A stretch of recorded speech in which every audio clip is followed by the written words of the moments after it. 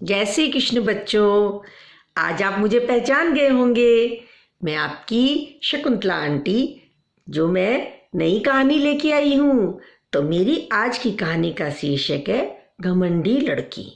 एक लड़की थी, वो बहुत घमंड करती थी। उसको अपने हर चीज पे घमंड था, अपने कपड़ों पे, अपने मकान पे, अपनी गाड़ी पे। वो कभी किसी से सीधे मुंह बात नहीं करती थी, ना स्कूल के बच्चों से, ना मोहल्ले के बच्चों से, और ना अपने घर में काम करने वालों से। तो एक बार वो अपनी गाड़ी से उतरी तो उसकी एक सहेली ने उसको देख के और हेलो किया, हेलो। तो उसने उसका जवाब नहीं दिया, मुंह फेर लिया। उसके बाद वो लड़की बोली, अरे तुम्हारी गाड़ी तो बहुत अच्छी है। तो वो कहती है, हाँ हाँ, मेरे पापा ने नई गाड़ी ली है, तुम्हारे पास कहाँ से आ सकती है, तुम तो गरीब हो और तू तो पैदल स्कूल आती है। ऐसे कह के उसका बहुत मजाक उड़ाती है। उस लड़की को बहुत दुख होता है, वो बहुत रोती है। उसकी माँ कहती है, कोई बात नहीं बेटा, ये गंदी लड़की है, तुम इससे बात मत करो। उसके बाद वो लड़की घर आती है तो उसके काम वाली को देख के बोलती है, आंटी आप ये रोज रोज गंदे कपड़े क्यों पहन के आते हो? आपके कपड़े तो फटे हुए भी हैं, आपके पास नए कपड़े नहीं है। अरे मेरे पास तो बहुत कपड़े हैं। आंटी आप गरीब हो ना, इसीलिए आपके मकान भी नहीं होगा हमारे जैसा, और इसीलिए आप काम करते हो और हमारे घर से पैसे मिलते हैं, उसी से आप काम चलाते हो। तो करो करो, काम करो। और ऐसे कह के उसका बहुत मजाक उड़ाती है। वो नौकरानी भी बहुत रोती है। इतने में उनकी पड़ोसन आती है। वो अपने घर में पाव भाजी बनाती है, तो उसने सोचा चलो मैं पड़ोस में देख आऊं।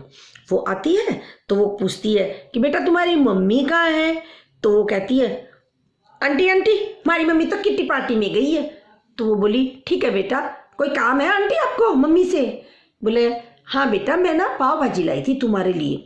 तो वो कहती है, नहीं नहीं नहीं नहीं, हम नहीं खाते आपके घर की पाव भाजी, मिडिल क्लास हो आप तो। अब मेरी मम्मी तो 5 स्टार से मेरे लिए खाना लेके आएगी, जाओ यहाँ से, हमें नहीं खाना आपके घर का खाना। और अपने आप मन में बोलती है, हाँ मैं खाऊं मिडिल क्लास फैमिली का खाना? नहीं नहीं, मेरे को नहीं खाना। तो उस औरत को भी बहुत दुख होता है, वो अपना घर चली जाती है। उनके घर में एक गणेश जी की तस्वीर होती है। वो गणेश जी की लड़की पूजा करती है। तो वो गणेश जी सोचते हैं कि ये पूजा तो मेरी करती है, मेरी भक्त भी है, लेकिन ये घमंड बहुत है, तो मुझे इसको सबक सिखाना पड़ेगा। तो गणेश जी उसके सपने में दिखाते हैं। पहले उसको दिखाते हैं उसकी माँ को फटे पुराने कपड़ों में।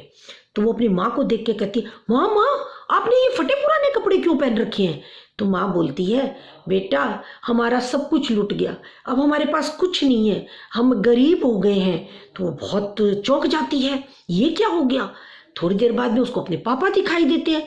पापा को देख के कहती है, अरे आप पापा, आप क्यों दुखी हो रहे हो, क्या हो गया?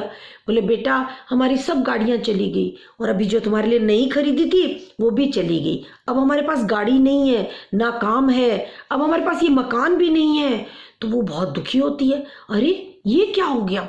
तो वो अपनी माँ को कहती है, माँ मैं नहीं रह सकती, मैं गरीब नहीं बन सकती। इतने में एकदम अचानक उसकी आंख खुल जाती है, देखती है तो उसकी मम्मी सामने खड़ी है। उसकी मम्मी कहती है, क्या हुआ बेटा? तो उसको लगता है कि मेरे को सपना आया था। फिर उसकी माँ उसको चुप कराती है। इतने में गणेश जी के पास वो जाके हाथ जोड़ती है कि हे प्रभु, आपने मतलब कुछ बुरा नहीं किया। तो गणेश जी कहते हैं, मैंने ही तुझे ये सपना दिखाया था। मैं जब से देखता हूँ तुम सबकी बुराई करती हो, सबसे गंदा बोलती हो, घमंड करती हो, तुम्हें अपने पैसों पे, सब चीज़ों पे बहुत घमंड है, तो मैं तुम्हें सबक सिखाने के लिए ये सब दिखाया। तब वो लड़की बोलती है, नहीं गणेश जी, अब मैं कभी किसी को बुरा नहीं कहूँगी, और अपनी नौकरानी से माफ़ी मांगती है, अपने दोस्तों से बड़े प्यार से बोलती है। इसके बाद वो कभी भी घमंड नहीं करती। तो बच्चों, क्या शिक्षा मिली इस कहानी से? कि अगर हमारे पास पैसा है तो हमें किसी गरीब की मदद करनी चाहिए, ना कि उस पर हंसना चाहिए। कभी किसी दुखियारी पे और गरीबों पे नहीं हंसो। अगर आप किसी का भला नहीं कर सकते तो उसको बुरा भी मत बोलो। आगे से इन चीज़ों का ध्यान रखना, मेरी कहानी का यही सीख है। ठीक है बच्चों, जय Shri Krishna, bye bye, have a nice day.